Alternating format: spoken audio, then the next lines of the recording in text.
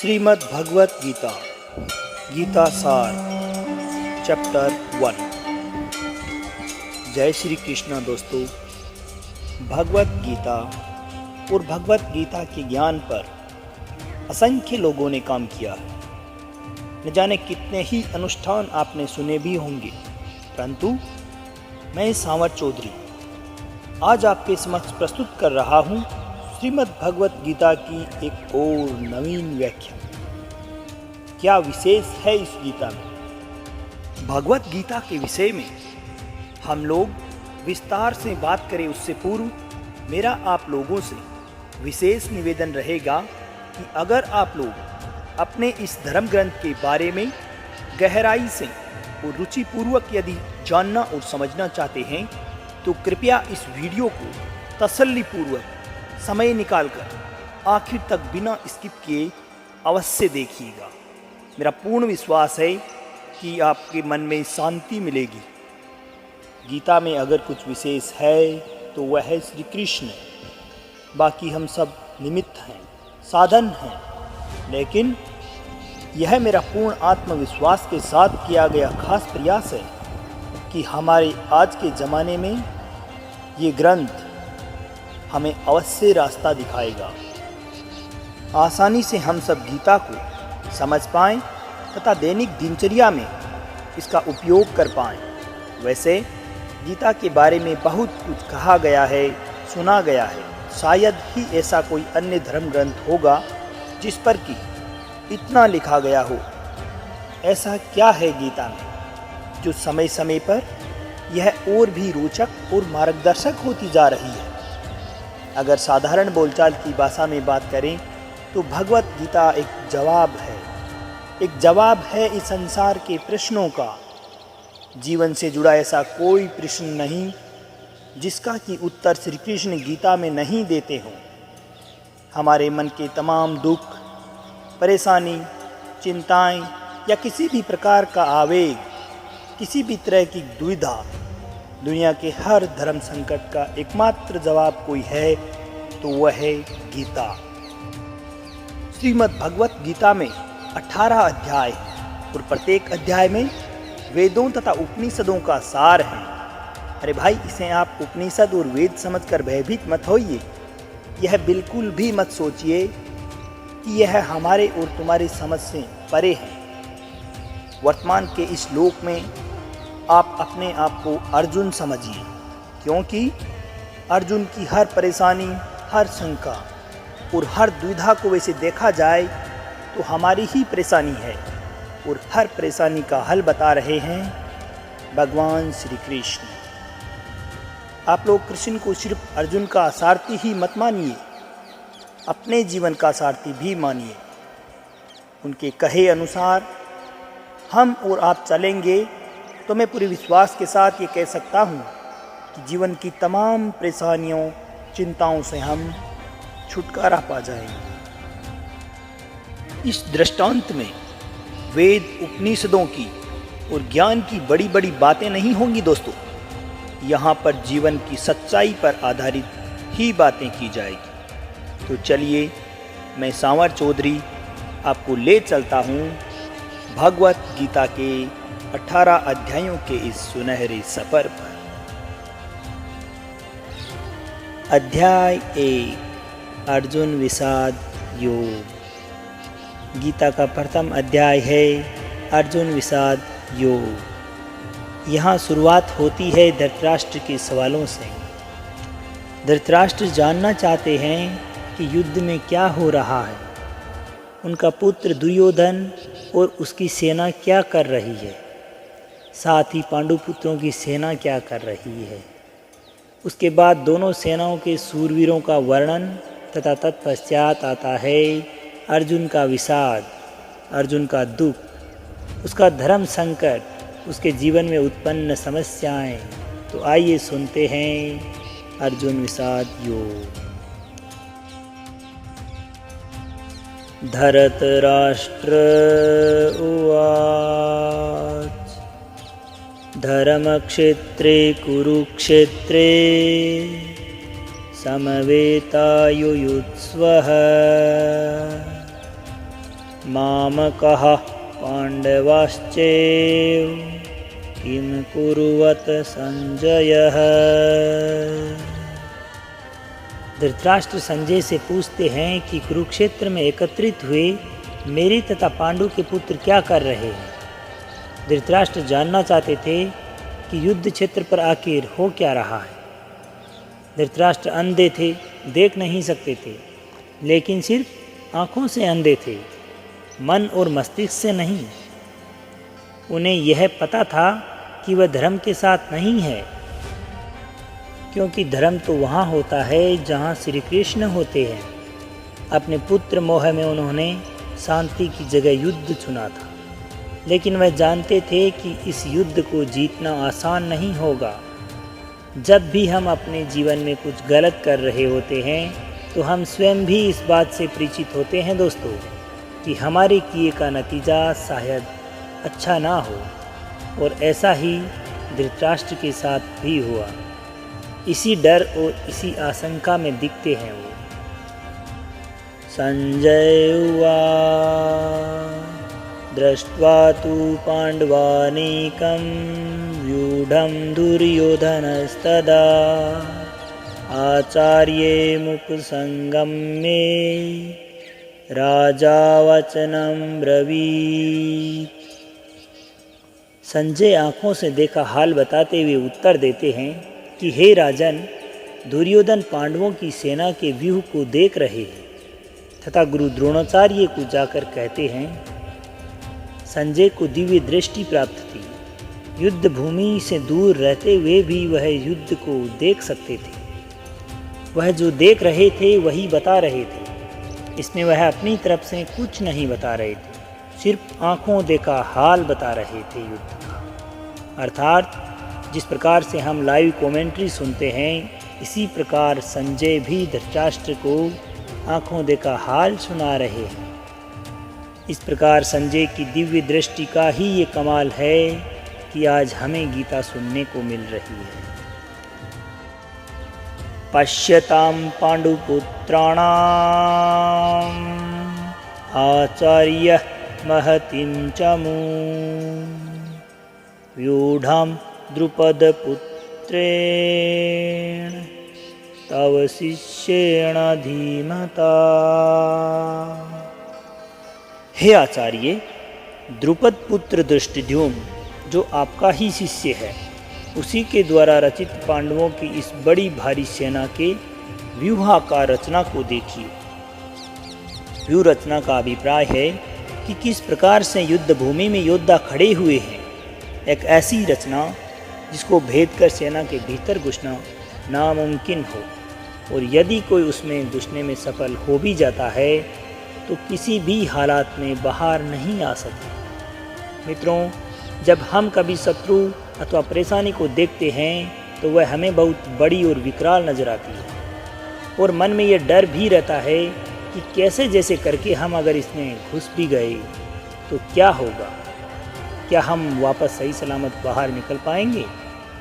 क्या हम जीत पाएंगे? ऐसी ही सोच से दुर्योधन भी गुजर रहा है। अत्र सुरा महेश्वासा भीमार्जुन समायुधि युयुधानो विराटश्च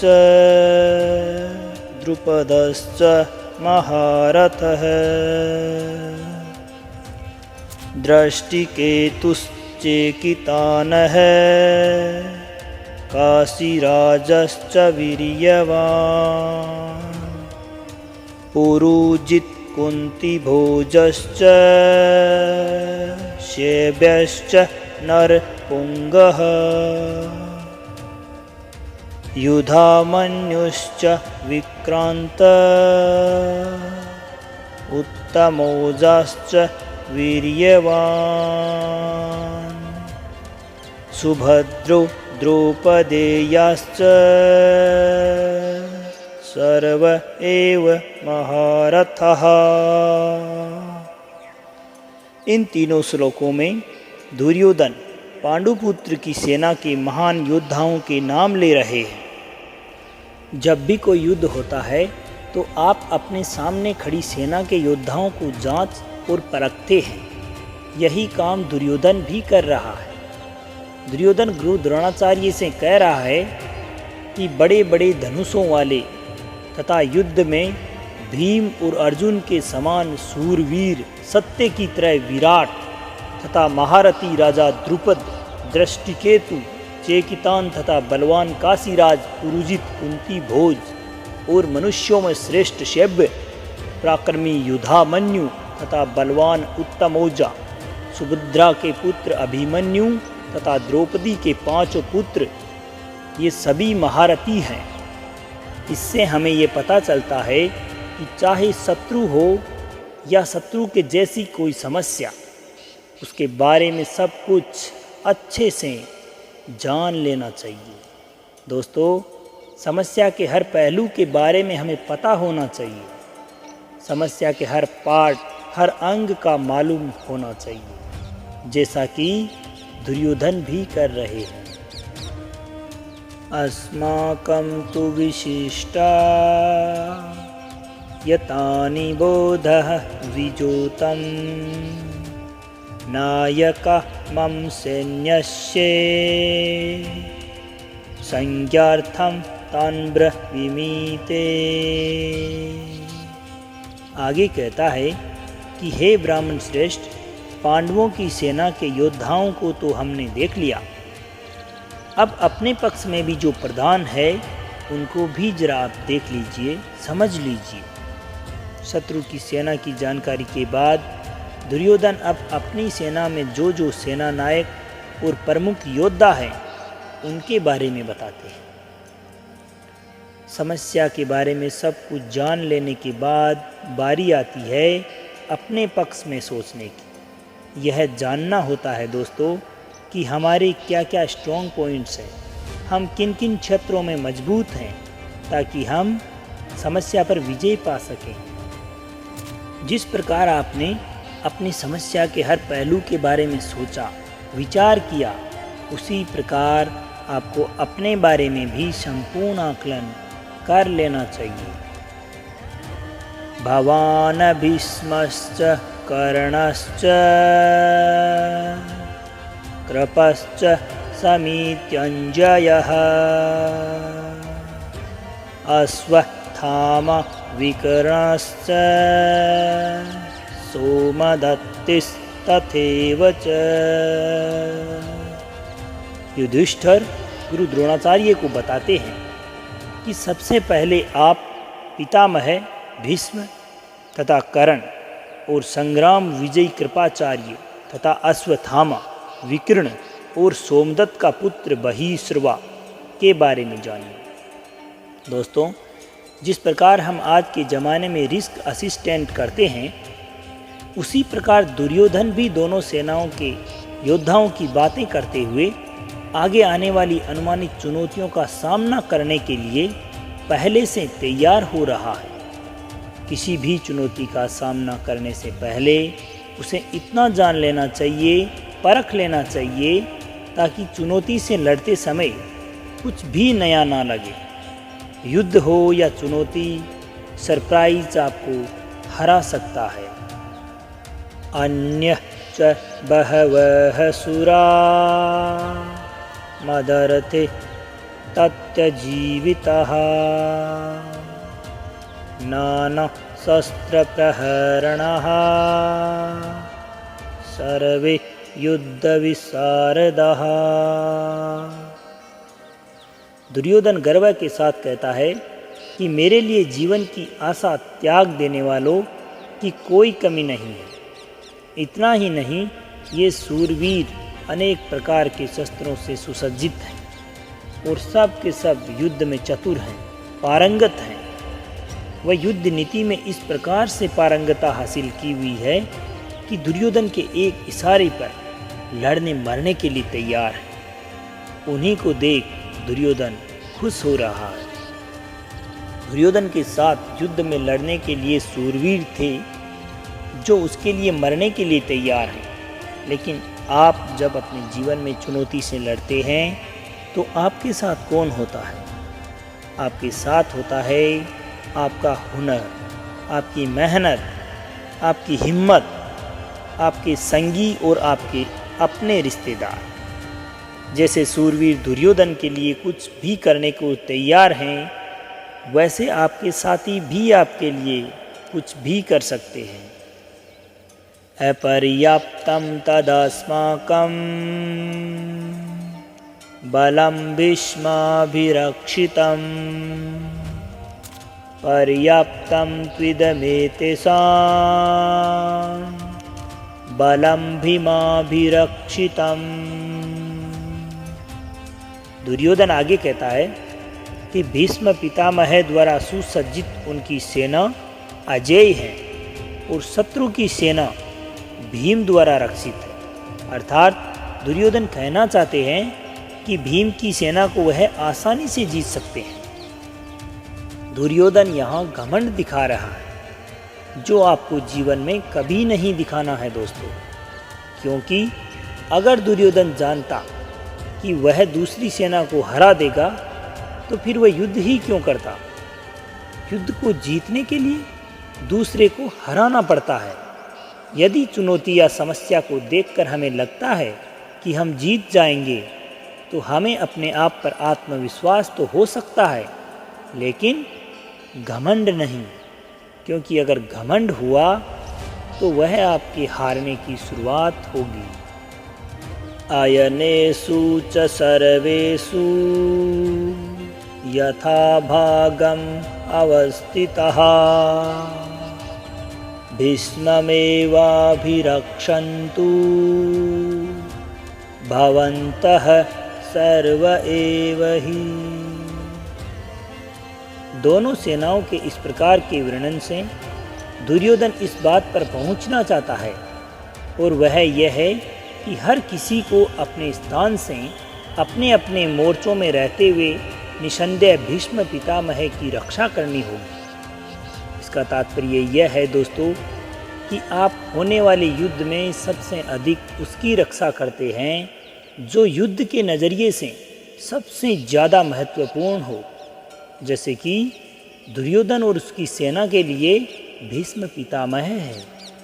भीष्म पितामह के हारने का मतलब था युद्ध हार जाना, और उनके बचे रहने का मतलब आप युद्ध नहीं हार सकते। अपनी बहुमूल्य चीज़ को तब तक बचा के रखना चाहिए जब तक कि आप युद्ध पर विजय प्राप्त ना कर लें। तस्य संजनयेन हर्षं कुरुव्रतः पितामह सिंहनादं विनद्योच्य शंखदद्मो प्रतापवान्। शंख उद्घोषणा होती है होने वाले युद्ध की। कौरवों में सबसे वृद्ध, सबसे प्रतापी पितामह भीष्म ने उच्च स्वर में सिंह की दहाड़ के समान गरज कर ऐसा शंख बजाया कि दुर्योधन के हृदय में हर्ष उत्पन्न हो गया। युद्ध जीतने के लिए अपने पक्ष में माहौल बनाना पड़ता है, अपने आप को दिलासा भी देना पड़ता है कि हम युद्ध में जीतने में सक्षम हैं। ऐसा ही पितामह भीष्म ने किया, और ऐसा ही हमें भी करना चाहिए। ततः शंकाश्च भैर्यश्च पणवान् खगोमुखः सहसेवाभ्य हन्यन्त स शब्दस्तु मूलो भवत्। युद्ध भयंकर होते हैं, और यह इतिहास में आज तक के सबसे भयंकर युद्धों का आरंभ था। भीष्म पितामह के शंख के बाद नगाड़े तथा ढोल, मृदंग और नरसिंगे आदि बाजे सब एक साथ ही बज उठे। इन बाजों का नाद संगीतमय नहीं था, बहुत ही डरावना था। युद्ध मनोरंजक नहीं होते, इसलिए अगर युद्ध का फैसला ले लिया जाता है तो फिर उसमें जो भी हो स्वीकार हो कर लिया जाता है। हर प्रकार का युद्ध अपने किस्म के हालात लेकर आता है, इसलिए उन हालात के हिसाब से ही हमें तैयारियां करनी पड़ती है। ततः श्वेतैर्हयैर्युक्ते महति स्यन्दने स्थितो माधवः पाण्डवश्चेत् दिव्यो शंखो प्रदमतु। अब बारी थी पांडु के पुत्रों की। सेना के शंखनाद की। सफ़ेद घोड़े से युक्त उत्तम रथ में बैठे हुए श्री कृष्ण और अर्जुन ने भी अपने अपने अलौकिक शंख बजाए। युद्ध में जब तैयारियां होती है ना, तो दोनों पक्ष से होती है। दोनों ही पक्ष अपनी विजय का अपनी सेना को भरोसा दिलाते हुए शंखनाद करते हैं। आज के ज़माने में अगर हम खुद की उपमा के लिए शंख बजाने की सोचें, तो यह हो सकता है कि हम कुछ भी ऐसा कर सकते हैं जो हमें मोटिवेट या प्रोत्साहित करता हो। पांचजन्यम ऋषिकेशो देवदत्तं धनंजयः पौंड्रम दद्मो महाशंख भीमकर्म प्रकोदरः। श्री कृष्ण के शंख का नाम है पांचजन्य, अर्जुन के देवदत्त। भयानक कर्म वाले भयानक भीमसेन ने अपना पौंड्रम नामक शंख बजाया। अपने जीवन में इसी तरह से हम भी अपने युद्ध, अपनी चुनौतियों का सामना करने के लिए, जीवन में आगे बढ़ने के लिए अपने मोटिवेशन शंख चुन सकते हैं। अर्थात हमें अपने लक्ष्य को पाने के लिए हमें उस प्रत्येक चीज़ को शंख चुन सकते हैं जो हमें प्रोत्साहित करती हो, मोटिवेट करती हो। अपने लक्ष्य के प्रति, उस लक्ष्य को हासिल करने के हेतु हमें सदैव प्रेरित करने वाली प्रत्येक चीज़ को हम शंख चुन सकते हैं। कुछ लोगों के लिए संगीत ऐसा काम करता है, तो कुछ लोगों के लिए भगवान को याद करना, या कुछ के लिए माता पिता का आशीर्वाद। अपने शंख आप स्वयं चुनिए और युद्ध के लिए तैयार हो जाइए। अनंत विजयम राजा कुंती पुत्रो युधिष्ठिर नकुलः सहदेवश्च सुघोषमणिपुष्पको।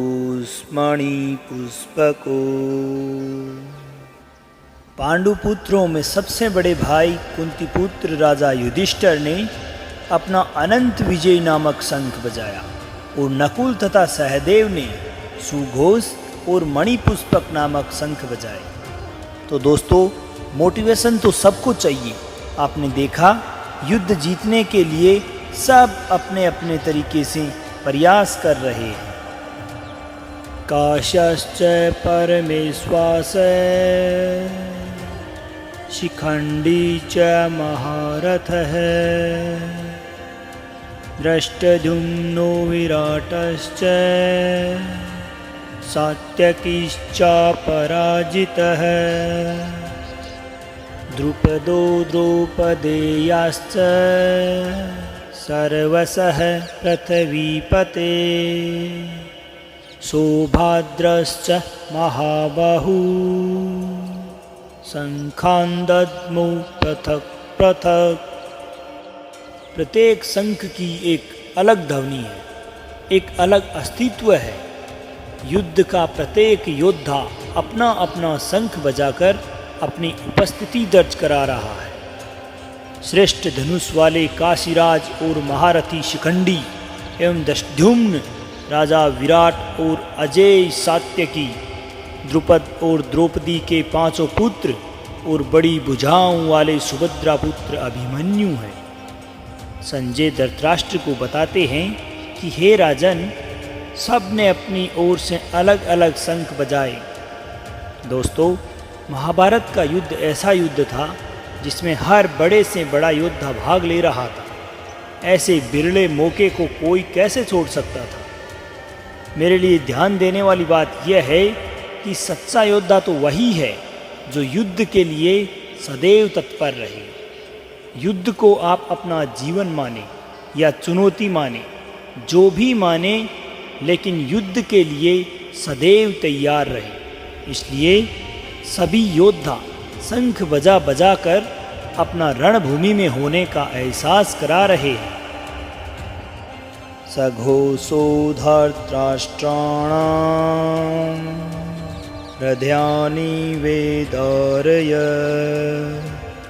नभश्च पृथ्वीं चे तुमुलो वेणुनादयन्। युद्ध से पहले जैसे आप शत्रु को अपनी शक्ति दिखाकर डराने का प्रयास करते हैं, वैसे ही यहाँ पे भी हो रहा है। संजय कहते हैं कि उस भयानक शंखनाद के शब्द ने आकाश और पृथ्वी को भी गुंजाते हुए धृतराष्ट्रों के अर्थात आपके वालों के हृदय विदीर्ण कर दिए हैं।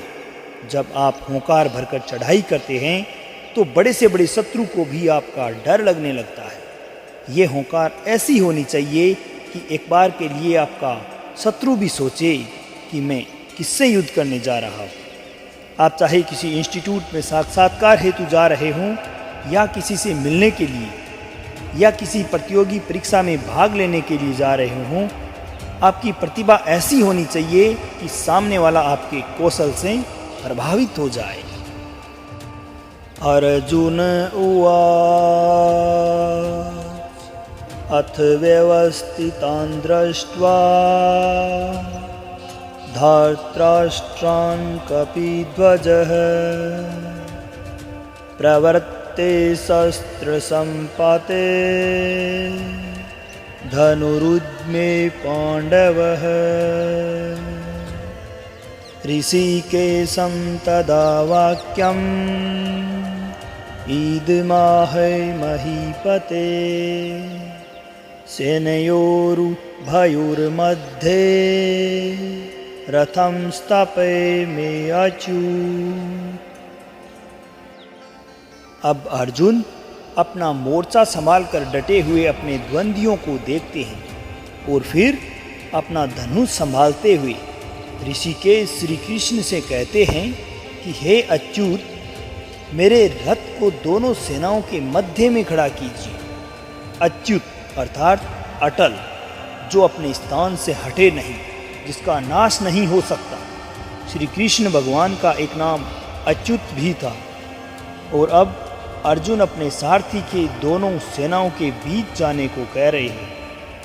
अर्जुन ने श्री कृष्ण का चुनाव इसलिए किया था क्योंकि वह जानता था कि साक्षात भगवान उसके साथ हैं, तो इसका मतलब है कि धर्म उसके साथ है, और जिसके साथ धर्म होता है वह कभी नहीं हार सकता।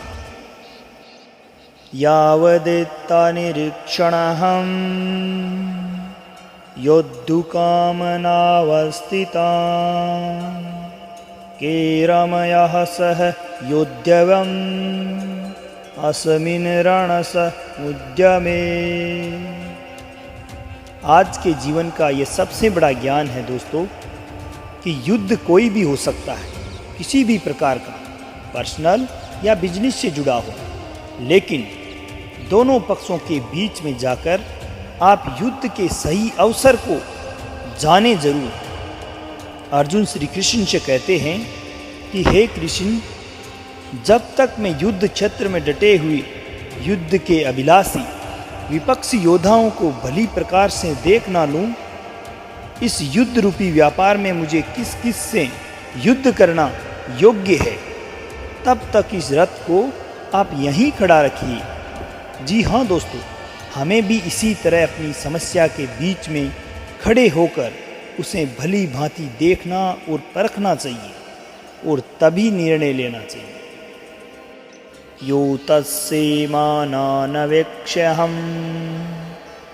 यतेव अत्र समागतः धार्तराष्ट्रस्य दुर्बुद्धेर्युद्धे प्रियचिकीरसवः। दुर्योधन को दुर्बुद्धि बता रहे हैं। दुर्योधन के हट के चलते ही यह महाभारत का युद्ध प्रारंभ हुआ है।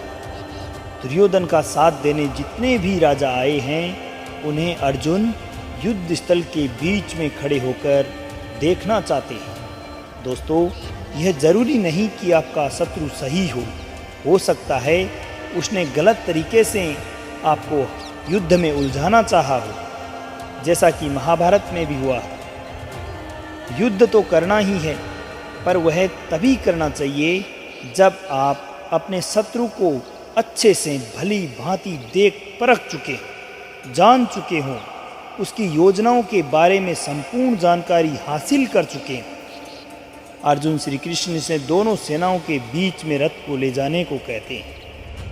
संजय उवाच एवमुक्तो ऋषिकेशो गुडाकेशेन भारत सेनयोरुभयोर्मध्ये स्थापित्वा रथोत्तमम् भीष्मद्रोणप्रमुक्तः सर्वेषां च महीक्षितान् उवाच पार्थ पश्येतान् समवेतान् कुरुनीति। संजय अपना आंखों देखा हाल बताते हुए धृतराष्ट्र से कहते हैं कि हे धृतराष्ट्र, जैसा कि अर्जुन ने कहा था, श्री कृष्ण ने दोनों सेनाओं के बीच में पितामह भीष्म तथा गुरु द्रोणाचार्य के सामने, संपूर्ण राजाओं के सामने रथ को ले जाकर खड़ा कर दिया है तथा श्री कृष्ण कहने लगे, हे पार्थ, युद्ध के लिए जुटे इन कौरवों को देखो। पार्थ अर्जुन का ही नाम है। दोस्तों, उस अर्जुन का नाम है जो शंका में बस गिरने ही वाला है। पार्थ हम भी हो सकते हैं जब हम अपने आप को शंका में गिरा पाते हैं, तब मदद के लिए श्री कृष्ण भी हमसे दूर नहीं होते और ना ही उनकी गीता दूर होती है। तत्र पश्यतस्थितान् पारतः पितृनथः पितामहान् आचार्यान् मातुलान् भ्रातॄन् पुत्रान् पौत्रान् सखींस्तथा। कुंती का एक नाम प्रथा भी था। प्रथा पुत्र अर्थात कुंती पुत्र पार्थ दोनों ही सेनाओं के मध्य उपस्थित अपने ताऊ, चाचा, दादा, परदादा, गुरु, मामा, भाइयों, पुत्रों और पोतों को देख रहे हैं। महाभारत को इसीलिए तो धर्म युद्ध कहा गया है। ऐसा युद्ध जो धर्म के लिए किया गया है। और इस युद्ध का एक बड़ा परिवार दो हिस्सों में बट गया। आधे संगे संबंधी एक तरफ, आधे दूसरी तरफ। हर किसी को फैसला करना था कि वह युद्ध में किसका साथ देगा, दुर्योधन का या अर्जुन का। स्वसुरान् सुहृद्यश्चैव सेनयोरुभयोरपि तान् समीक्षेष कौन्तेय सर्वान् बन्धूनवस्थितान्। इन सब सगे संबंधियों के साथ साथ अर्जुन अपने मित्रों को, ससुरों को, सुहृदयों को भी देख रहे हैं, प्यार कर रहे हैं। पूरा जीवन पांडु पुत्रों तथा धृतराष्ट्र पुत्रों के बीच बिताया। सारे सगे, सारे संबंधी एक ही तो हैं। दोनों पक्षों में अपने ही लोग तो हैं, किंतु अब अपनों के ही दो पक्ष बन गए हैं। उनमें से एक शत्रु पक्ष है। हर किसी से अर्जुन की लड़ाई नहीं थी, लेकिन अब युद्ध में वे सब उसके शत्रु थे, जो उसे उनके साथ लड़ना ही होगा। कृपया पर्याविष्टो विसीदत्रीदं ब्रवीत् दृष्टेवं स्वजनं कृष्ण युयुत्सुं समुपस्थितम्। अपने करीबी एकदम अर्जुन के अपने सामने खड़े थे, लेकिन विपरीत पक्ष में उन उपस्थित संपूर्ण बांधवों को देखकर कुंती पुत्र अर्जुन अत्यंत करुणा से युक्त होकर शोक करते हुए श्री कृष्ण से कह रहे हैं। यहीं से शुरुआत होती है दोस्तों, आरंभ होता है अर्जुन के विषाद का, दुख का, जिसके लिए संपूर्ण गीता की रचना हुई। श्री कृष्ण को मार्गदर्शन के लिए एक ऐसी रचना करनी पड़ी जो हमेशा हमेशा हर किसी को सही राह पर चलने के लिए सदैव प्रेरित करती रही है और आगे भी करती रहेगी। सीदन्ति मम गात्राणि मुखं च परिशुष्यति वेपतुश्च शरीर में रोमहर्षश्च जायते। युद्ध की बात करना आसान होता है, लेकिन युद्ध करना कठिन। ऐसा ही अर्जुन के साथ भी हुआ। यही दोस्तों हम सबके साथ भी होता है। ऐसी ही शंका का निवारण, ऐसी असमंजस स्थिति से उभरने की शिक्षा हमें श्री कृष्ण द्वारा गीता से मिलती है। दुखी अर्जुन कहते हैं कि हे कृष्ण, युद्ध क्षेत्र में डटे हुए युद्ध के अभिलाषी इस स्वजन समुदाय अपनों को देखकर मेरे अंग शिथिल होते जा रहे हैं, ठंडे पड़ रहे हैं, जैसे अंगों में शक्ति ही ना रह रही हो, तथा मुख सूखा जा रहा है और मेरे शरीर में कंप रोमांच हो रहा है, अर्थात कंपकपी छूट रही है। ऐसा हमारे साथ भी होता है ना, कि जैसे कि हम युद्ध के सम्मुख होते हैं, ऐसा लगता है जैसे हमारी शक्ति ही खत्म हो रही हो। परीक्षा की घड़ी के समय भी ऐसी ही घबराहट होती है ना।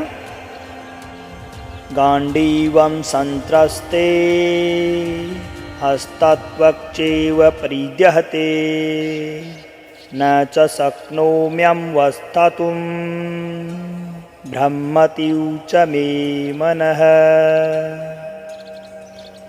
अर्जुन अपने दुख को बता रहे हैं। उनका दुख दोस्तों हमारे दुख से परे नहीं है। चाहे बिजनेस करने जा रहे हो, चाहे कोई बड़ा मैच खेलने जा रहे हो, न जाने कितनी ही ऐसे मौके आते हैं जहां हम स्वयं को अर्जुन की ही अवस्था में पाते हैं। इस समय ऐसा महसूस होता है जैसे हम युद्ध के लायक ही नहीं हैं, हम कर ही नहीं पाएंगे। अर्जुन के हाथ से उनका गांडीव अर्थात धनुष छूट रहा है तथा उनकी त्वचा भी जल रही है और मन भ्रमित सा हो रहा है, इसलिए वह खड़े रहने में भी असमर्थ सा महसूस कर रहे हैं। निमितानि च पश्यामि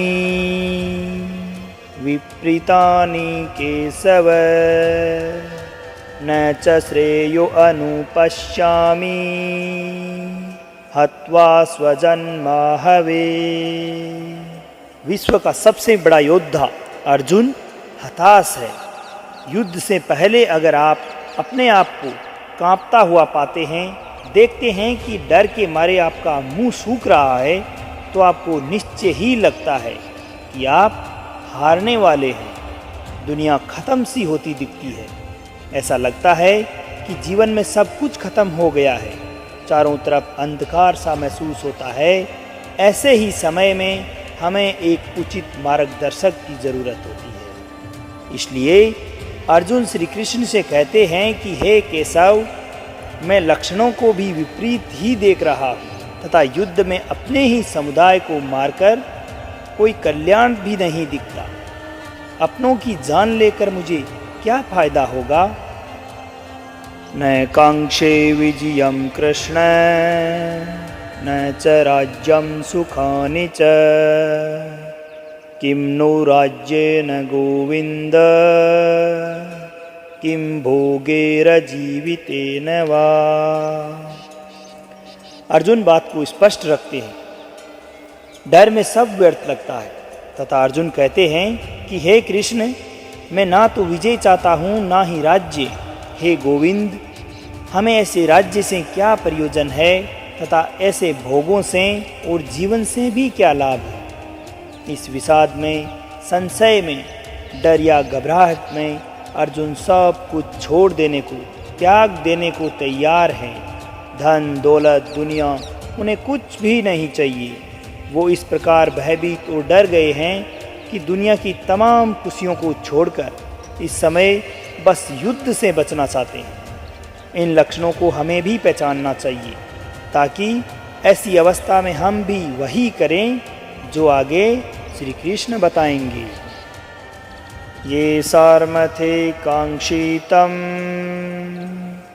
नो राज्य भोगा सुखानि च त इमे अवस्थिता युद्धे प्राणामस्ते कत्वा धनानि च। अर्जुन कहते हैं कि हमें जिनके लिए राज्य भोग और सुखादि अभिष्ट हैं वही सब धन और जीवन की आशा को त्याग कर इस युद्ध में खड़े हैं। सोचिए, जीवन का हर युद्ध, हर काम हम अपनों के लिए करते हैं।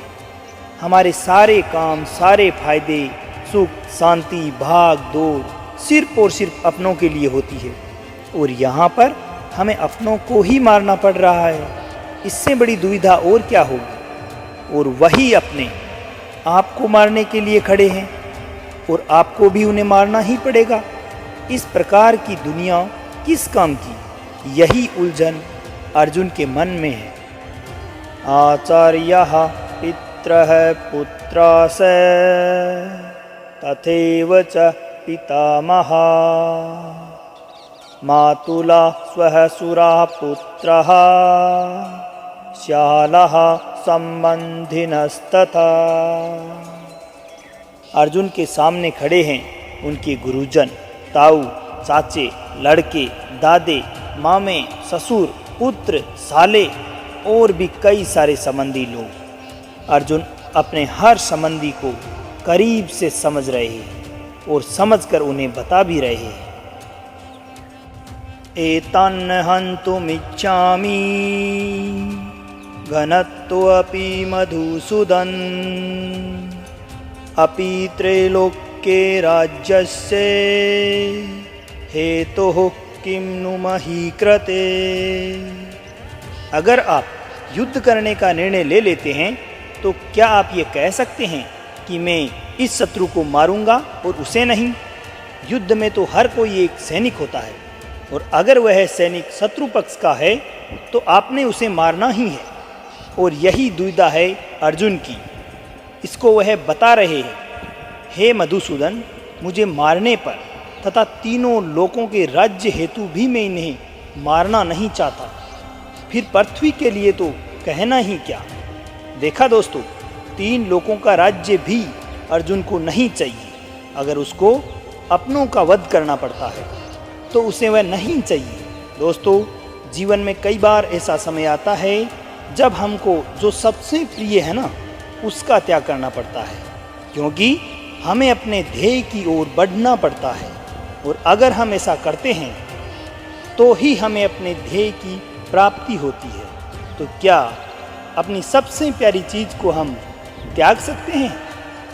निहत्ते धार्तराष्ट्रान् का प्रीति सज्जनार्दन पापमेवाश्रेदस्मा हत्वेतान आततायिनः। अर्जुन आगे कहते हैं कि हे जनार्दन, धृतराष्ट्र के पुत्रों को मारकर क्या प्रसन्नता होगी। हाँ, आतताइयों को मारकर हमें तो पाप ही लगेगा ना। शत्रु पक्ष में भले ही आतताई बुरे लोग हों, पर हमें तो अपनों को मारकर तो हमें पाप ही लगेगा ना, पुण्य तो नहीं। यह कुरुपुत्रों के लालच का ही परिणाम था कि भाई भाई आमने सामने थे। दोस्तों, लालच से कभी भी किसी का भी भला नहीं हो सकता। महाभारत में भी नहीं हुआ था। एक पक्ष को जीतना था तो दूसरे को मरना था।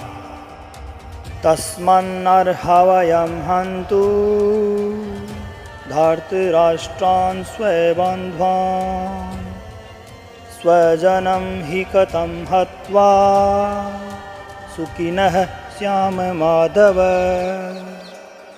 क्या आपके परिवार को मारकर आपको सुख मिल सकता है? इसीलिए महाभारत को धर्म युद्ध कहा जाता है। जब ऐसे धर्म संकट की स्थिति हो तो आप क्या करें। पूछते हैं कि हे माधव, अपने ही बंधुओं अर्थात धृतराष्ट्र के पुत्रों को मारने के लिए हम योग्य नहीं हैं, क्योंकि अपने ही कुटुंब को मारकर हम कैसे सुखी होंगे। दोस्तों, कभी आपके जीवन में भी ऐसी स्थिति आए जिसमें लालच की वजह से बंटवारा हो रहा हो या झगड़ा हो रहा हो, तो ठंडे दिमाग से अर्जुन के इस हालात के बारे में ज़रूर सोचिएगा कि इतना करके, दुनिया का सबसे बड़ा युद्ध करके किसी को क्या हासिल हुआ। यद्यपेत्तेन पश्यन्ति लोभोपहत चेतस कुलक्षे कृतं दोषं मित्रद्रोहे च पातकम् कथं न ज्ञेयम् अस्माभिः पापादस्मान् निवर्तितुं कुलक्षे कृतं दोषं प्रपश्यद्भिर्जनार्दन। आपका शत्रु किसी भी प्रकार के पाप को करने के लिए तैयार है, सज्ज हैं, लेकिन आप समझते हैं कि जो गलत है, अनुचित है, वो नहीं करना चाहिए। इन दोनों श्लोकों में अर्जुन ने इसी दुविधा को बताया है। यद्यपि लोभ से भ्रष्टचित्त हुए ये लोग कुल के नाश से उत्पन्न दोष को और मित्रों का वध करने से लगने वाले पाप को नहीं देखते, फिर भी हे जनार्दन, कुल के नाश से उत्पन्न दोष को जानने वाले हम लोग इस पाप से हटने के लिए क्यों नहीं विचार करना चाहिए। शत्रु गलत कर रहा है, वह इस गलती को नहीं समझता, लेकिन आप तो समझते हैं। क्या उसके लिए आप तैयार होंगे दोस्तों? कुलक्षय प्रणश्यन्ति कुलधर्मः सनातनः धर्मे नष्टे कुलं कृत्स्नं धर्मो अभिभव अद्यु। जहाँ परिवार खत्म हो जाता है वहाँ कुछ नहीं बचता। कुल का नाश होने का मतलब सब कुछ खत्म हो जाना। ऐसी ही स्थिति में अर्जुन फंसे हुए हैं।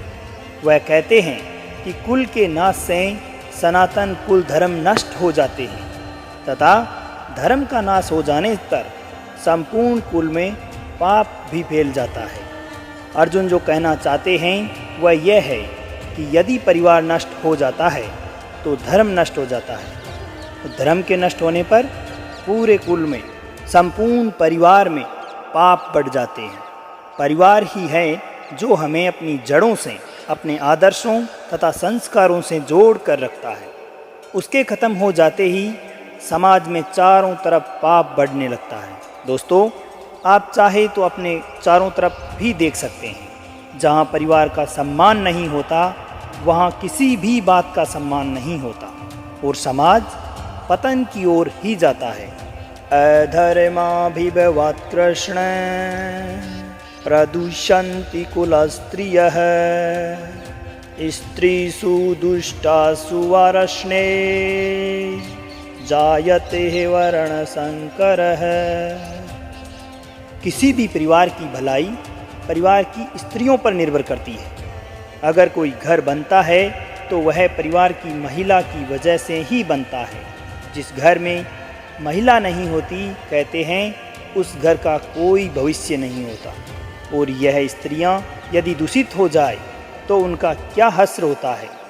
अर्जुन कहते हैं, हे कृष्ण, पाप के अधिक बढ़ जाने से उस कुल की स्त्रियां अत्यंत दूषित हो जाती है और स्त्रियों के दूषित हो जाने पर वर्ण संकर उत्पन्न होते हैं। संकरो नरकायैव कुलग्नानां कुलस्य च पतन्ति पित्रो हयोसां लुप्तपिण्डोदक क्रियाः। वर्ण संकर उत्पन्न होने का मतलब यह है कि जहाँ वर्ण या समाज की मर्यादाओं को महत्व नहीं देते हुए गलत तरीके से, गलत वर्णों के मेल से जब संतान की उत्पत्ति होती है तो वह संतान सब कुछ खत्म कर देती है। इसलिए समाज के नियम बड़े सोच समझ कर बनाए गए हैं दोस्तों, और इतने हजारों वर्षों की सोच और उन नियमों को बिना सोचे समझे नहीं तोड़ना चाहिए। अर्जुन इसी बात का वर्णन कर रहे हैं कि हे कृष्ण, वर्ण संकर कुल घातियों को और कुल को नरक में ले जाने के लिए ही तो होते हैं।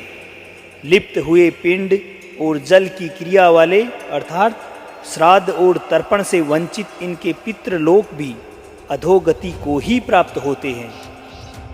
दो सिरे ते कुलग्नानां वर्ण संकर कारक है, उच्छादन्ते जाति धर्मा कुल धर्माश्च शाश्वतः। अर्जुन ने कहा, इन वर्ण संकर कारक दोषों से कुल घातियों के सनातन कुल धर्म और जाति धर्म नष्ट हो जाते हैं। जहाँ वर्ण संकर होता है वहाँ धर्म का नाश निश्चित है। वर्ण संकर की वजह से, जैसे कि अर्जुन ने बताया, कुल के धर्म का नाश होता है और जाति के धर्म का भी नाश हो जाता है। जब कोई अपने धर्म का पालन नहीं करेगा, अपने कर्तव्य का निर्वाह नहीं करेगा और समाज अपनी मनमानी करके अगर कोई नियम नहीं मानेगा, तो फिर समाज कैसे रह जाएगा। समाज तो नाम ही कायदे और कानून का है। जब सब सम्मान के साथ बिना किसी डर के एक साथ रह सके, वही तो समाज है। उतसन्न कुल धर्माणां मनुष्याणां जनार्दन, नरके अनियतं वासो भवतीत्यनुशुसूरम। हे जनार्दन, जिनका कुल धर्म नष्ट हो गया है, उस मनुष्य का अनिश्चित काल तक नरक में वास निश्चित है। हम ऐसा सुनते आए हैं। महाभारत के समय कुल की मान्यता इतनी थी दोस्तों कि अगर किसी के कुल का नाश हो जाता था तो यह माना जाता था कि यह अब हमेशा के लिए नरक में ही रहेगा। इसलिए अपने कुल की रक्षा करना, उसके सम्मान को बचाना, उसका नाम रोशन करना इतनी बड़ी बात मानी जाती थी। अर्जुन ही नहीं, ऐसा हम भी सुनते आए हैं कि जो अपने धर्म का, कुल का सम्मान नहीं करते, वह सदैव नरक में ही जाते हैं। इसे आप ऐसे भी मान सकते हैं कि जिस स्थान पर धर्म नहीं होता, वह स्थान स्वतः ही नरक बन जाता है। अपने चारों तरफ ही देखिए ना, ऐसी कई जगह, कई स्थान आपको आज के युग में भी देखने को अवश्य मिल जाएंगे। अहो बत महत्पापं क्रतुं व्यवसिता वयं, यद्राज्ये सुखलोभेन हन्तुं स्वजन्युद्धता। अर्जुन आगे स्वयं को दोष देते हैं और कहते हैं कि हम लोग बुद्धिमान होते हुए भी जो राज्य और सुख भोग हेतु अपने स्वजनों को मारने के लिए तत्पर हो गए हैं। दोस्तों, दुर्योधन जैसा भी है, उसने जो भी निर्णय लिया है, लेकिन अर्जुन और उसकी सेना तो समझदार हैं। क्या ऐसा करना उसके लिए ठीक है? बेवकूफ़ का पाप शायद माफ़ भी हो जाए, लेकिन बुद्धिमान से बहुत कुछ अच्छा करने की उम्मीद की जाती है। तो क्या समझदार अगर युद्ध के लिए तैयार हो जाता है तो उसकी गलती की माफ़ी मिलेगी? अर्जुन को लगता है कि नहीं मिलेगी।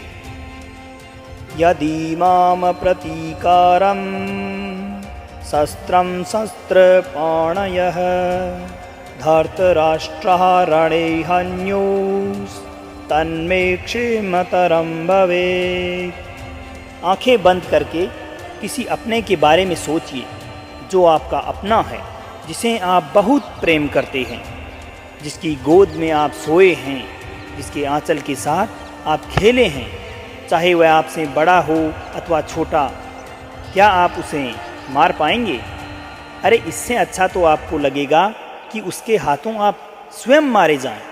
यही बात अर्जुन कहते हैं। यदि मुझे शस्त्र रहित और सामना न करने वाले को शस्त्र हाथ में लिए हुए धृतराष्ट्र के पुत्र अगर रण में मार भी डालें तो वह मरना भी मेरे लिए अधिक कल्याणकारी होगा।